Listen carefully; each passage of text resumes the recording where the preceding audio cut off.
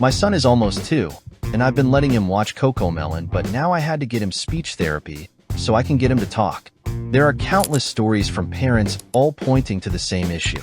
The whole idea of Cocomelon is so incredibly addictive that it's even been compared to nicotine and is believed to cause developmental problems in children who can't stop watching it. Jurij Sants, a children's television expert, describes it as the most harmful show for kids, highlighting the subtle techniques used to make it addictive. One key factor is the use of colors. In episodes like The Wheels on the Bus, the primary colors, blue, green, and yellow, are at their highest saturation, meaning they can't appear any brighter. Such intense saturation is usually reserved for attention-grabbing things like notifications or slot machines, as it's exciting and visually stimulating.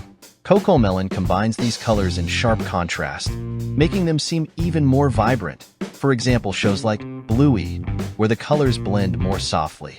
Another aspect of Cocomelon's addictiveness is its heavy reliance on repetition. The show has 38 videos with over 1 billion views, and this is no coincidence.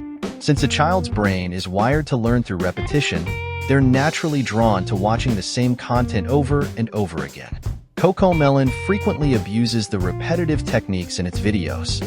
For example, in the Yes Yes Playground song, a word is repeated 3 times in each sentence, accompanied by a subtly repetitive background lullaby that keeps children hooked to the screen.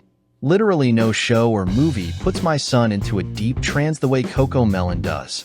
The second it's on the TV, he turns into a toddler zombie who doesn't see or hear anything else that's going on in the room. This is made worse by the subtitles, which have also faced extreme criticism. The letters are not educational. I can barely read them fast enough. It's simply another interesting element to capture your little one's attention. Cocomelon claims in every description that our goal is to help make learning a fun and enjoyable experience for kids, giving you the peace of mind that your children are receiving quality educational content. However, critics argue that they are actually teaching bad habits. For example, in the No No bedtime song, the baby denies to brush his teeth, take a bath, put on pajamas, or go to bed. The supposed lesson is that he eventually agrees, but a TikTok user criticized the show, saying that anytime I'd ask my son to do a simple task, he'd say, no, no, no. He's sitting there watching Cocomelon, which taught him no, no, no, and to say no to me.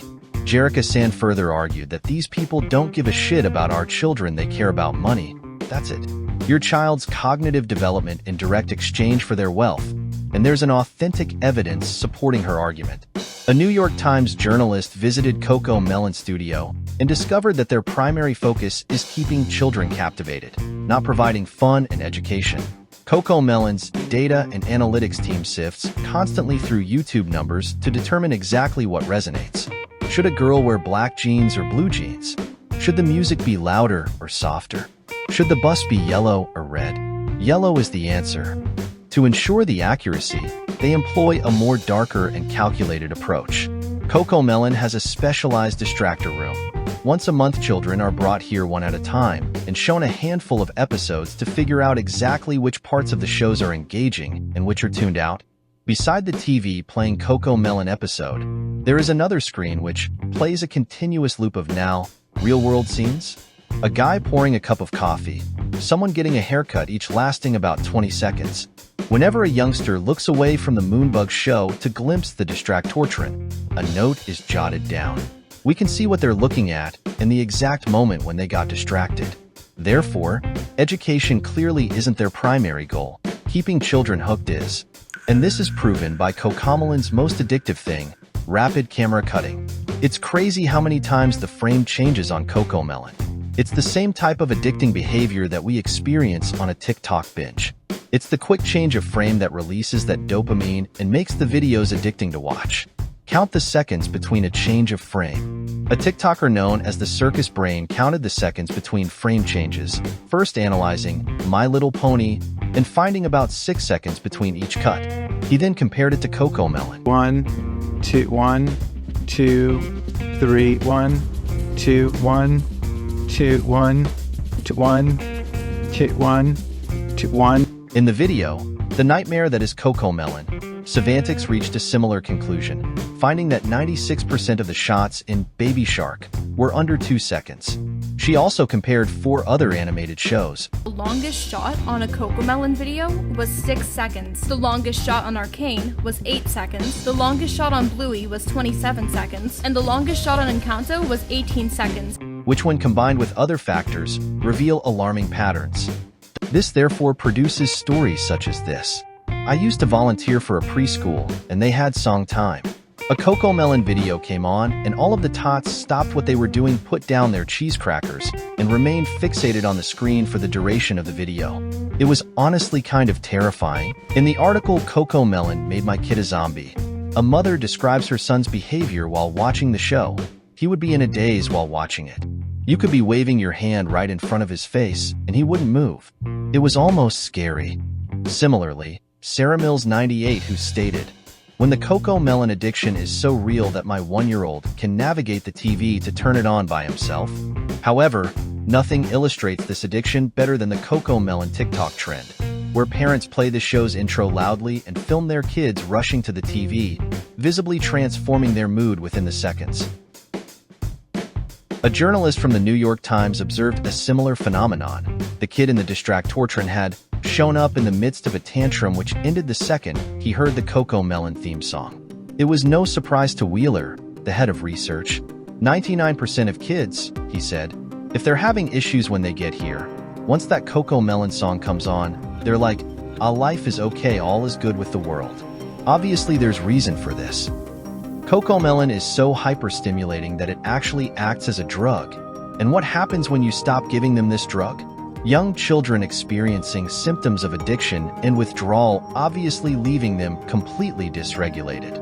TikTok user, the POF1, recorded a video demonstrating how the kid behaves when you make them stop watching the show, noting that the child will likely be inconsolable for about 10 to 15 minutes afterwards. Adding in the description, Cocomelon meltdown is legit. Once you have a taste of the cocoa, it's hard to break the addiction.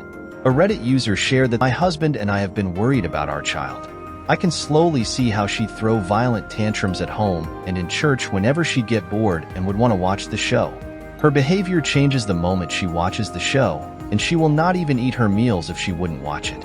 After these tantrums end, kids can experience a general discomfort in the speed of everyday life. The more they watch the show, the more their brain begins to expect this intense level of stimulation. Cocomelon overstimulates their brains so much that everything else just seems slow and boring in comparison. However, the potential consequences are even more severe than initially stated. As mentioned earlier, it's linked to the child's speech issues, with one parent sharing, "Same thing happened with my daughter too. She's 4 but can't speak properly. She knows the words, but she does not like to frame the sentence or speech. She has been watching these Cocomelons or such other stuffs for 2 or 3 years. Hope we're not too late." On Reddit, a speech-language pathologist explained, "Screen time in general is linked with speech delays for a variety of reasons, but Cocomelon is excessively bad. Firstly, unlike other TV shows or movies, it doesn't have a story, it's just very short clips with poorly written songs. The kids aren't able to follow the plot, learn vocabulary, and see the resolution of a conflict supported by infant specialist Megphora." And the problem with fast-paced TV programs is that we find that little ones' language development is slower. The main problem with watching videos on the internet is that they don't know how to use the language that they learn. But he adds that 4 to 5 hours of screen time per day can lead to a toddler becoming completely nonverbal. While 4 to 5 hours is undoubtedly a lot. But in Cocomelon Made My Kid a Zombie, researchers discovered that 5-year-olds who watch more than 2 hours of TV a day tended to have lower attention spans and were 7.7 times more likely to show symptoms of ADHD. Cocomelon might have a lower threshold due to its content. As Jericho Sands explained, not all screen time is created equal. A child who just watched 30 minutes of Cocomelon and a child who just watched 30 minutes of Trash Truck will look like a very, very different child. My 2-year-old is speech delayed and addicted to Cocomelon switched to Miss Rachel 2 days ago, and he's already saying more words and hasn't had any tantrum. Kim Dotted shared, "My 8-month-old was obsessed with Cocomelon and having bad tantrums, so I canceled Cocomelon and only let her watch Miss Rachel, and she said her first word within the first 3 days of watching." Parents certainly have the option to simply switch the channel, but not before bombarding Cocomelon with loads of dislikes. This has led to the show being dubbed as the absurdly popular kids show parents hate. Cocomelon eventually had to respond to the criticism. Our shows are not intended to replace outdoor playtime or playdates. They have a place in children's entertainment time, and as with food, exercise, etc., it comes down to each parent to find the right and appropriate balance for their children. Our responsibility is ensuring that the quality of the content that we produce is high and beneficial for the development of a child's cognitive and soft skills. It is worth adding that our social media communities are filled with stories of parents who experience firsthand how moonbug content helps their children. People love blaming cartoons and games for raising children, and not the shitty parents that don't step in to stop them from watching so much. Cocomelon is actually a really sad symbol of parents giving their children tablets instead of actually parenting and interacting with them. In the end, it's up to parents to decide how much screen time their children should have.